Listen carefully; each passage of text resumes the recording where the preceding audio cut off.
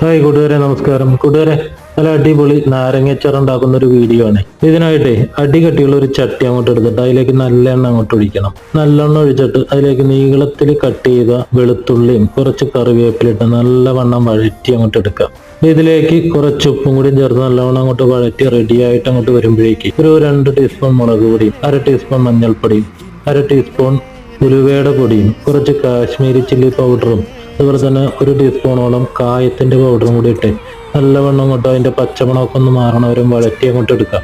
ഇത് വഴറ്റി അങ്ങോട്ട് റെഡി ആയിട്ട് വരുമ്പോഴേക്ക് ഉപ്പ് ചെറുതാക്കി നുറുക്കി ഉപ്പിലൊക്കെ ഇട്ട് വെച്ച നാരങ്ങയാണ്. അപ്പൊ അത് അതിലേക്ക് അങ്ങോട്ട് ചേർത്ത് കൊടുത്ത് നല്ലവണ്ണം അങ്ങോട്ടൊന്ന് മിക്സ് ചെയ്യാം. മിക്സ് ചെയ്തിട്ട് അതിലേക്ക് ആവശ്യത്തിന് വെള്ളം ഒഴിച്ചിട്ട് അതിലേക്ക് 3-4 ഈന്തപ്പഴം കൂടിയും ചേർക്കും. ഈ നാരങ്ങ ചേർന്ന് ചെറിയ മധുരമുണ്ട്. അപ്പൊ 1/2 ടീസ്പൂൺ പഞ്ചസാരയും കൂടി അതിലേക്ക് ചേർത്ത് നല്ലവണ്ണം അങ്ങോട്ട് ഇളക്കി കുറച്ച് വിനാഗിരിയും കൂടി റെഡിയാക്കി എടുത്ത് കഴിഞ്ഞാൽ നല്ല